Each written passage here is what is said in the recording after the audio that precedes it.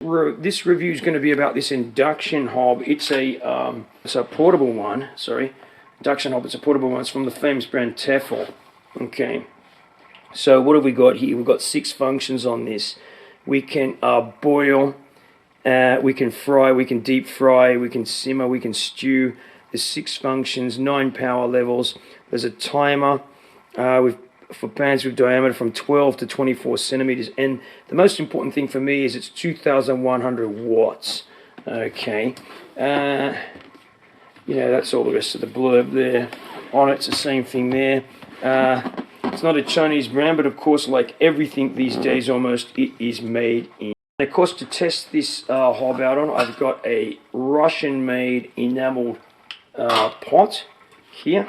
We're just going to boil some water in that. This is made in Russia. So that should last a lifetime, of course. And I noticed here the actual handles are welded on. Okay, not just spot welded, actually welded by the looks of it. I can see some welding beads in here. Okay, so this is the first. This is not power level 1. This is power level 3, and it's instantaneous on here. I just put a bit of oil in there. Absolutely instantaneous heating. We can go down a bit. I'll go down to power level 2 and power level 1. That's really fast. I mean, that's faster than gas or anything. It's just amazing. Okay, so I'm just going to let that simmer in there like that. Just got some garlic and onions. Let's have a look at that. Just a bit of garlic and onions in there. Alright. Leave it. Okay, so I've dropped it down to power level 1. That's 350 watts according to the book. It started off on, as I said, power level 3, which was 850 watts, and certainly that just really took off. So I was very impressed with that. I'm used to cooking on gas, by the way, but this was super instantaneous. Okay, let's keep going here. We're just going to make, by the way, a simple spaghetti. It's just really a test of this Tefal model, and I'll tell you the model name. Hold a sec. It's simply the Tefal 2,100 watt induction hob. Alright. Okay, one thing I noticed about this, because this is perfectly flat like all these things, if the pot, you've got to be careful you don't knock. You see the pots can really be easily knocked off these things, so you've got to be careful. Okay, so we just have a look in here now. We've just put a bit of tomato puree in there, and to make a quick tomato sauce. Okay, we're going to test boil mode now, and let's turn that on boil mode. Okay, see how long that takes to boil. There's a chaser on there, and on this chaser light we'll see what happens. Okay, I just selected B3 mode, which is the full power mode, and according to the manual, that is, let me tell you, hold on, we've got the manual over here. That is for 2 litres to 2.5 litres, B3 large, 20 centimetre pan or pot. This is easy 20 centimetres. Okay, so it's just about boiling now, which is just so fast. I'm going to put the spaghetti in now, because it will go off the boil a bit now that this is in there.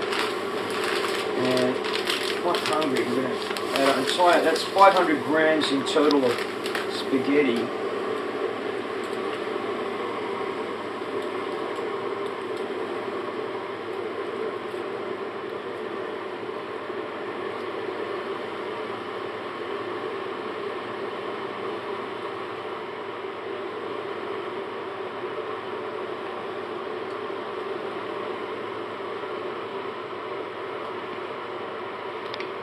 Very impressed. I mean, I haven't cooked on an induction hob for so long, since I was in Japan, and the dormitory in Odaiba had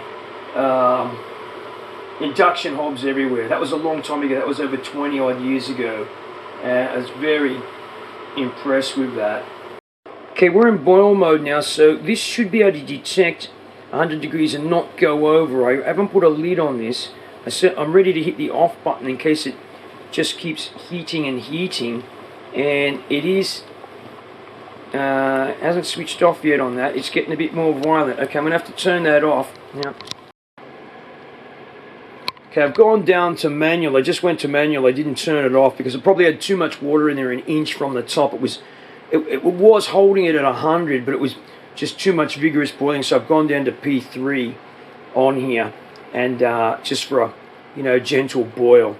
It's a bit easier on that, but certainly a bigger pot, a taller pot with that much water, an inch from the top. I wouldn't come higher than an inch.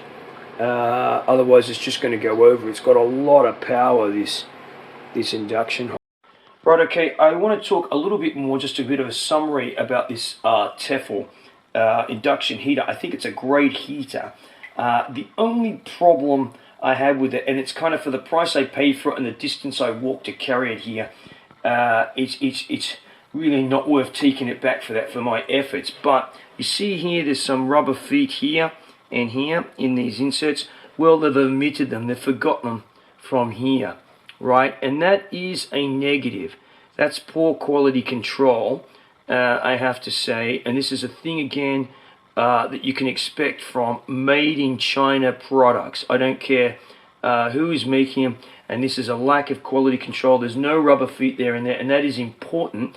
No, they did not come in the box or anything like that. They've just been omitted at the factory, because you need to have rubber feet. You see, this is a granite top. It doesn't matter what top it is, for the thing not to move around. Well, there's two there. Okay, for my efforts, I can glue a couple of rubber feet in there, make that. But the two ones on the front are definitely necessary, so it doesn't move around. But on the back, you see, it could be bumped. Obviously, when it's got a pot on it, it's not too bad. But that was a negative. So once again, no rubber feet on there, and that's not a good thing. It wasn't exactly cheap either. It was about $135. But as I said, my efforts to go back to the store where I bought it for two rubber feet is not worth it. I can put some on there myself. Alright, Dirty Kitchen here. Thanks for watching my review of the Tefal 2100 watt induction cooker.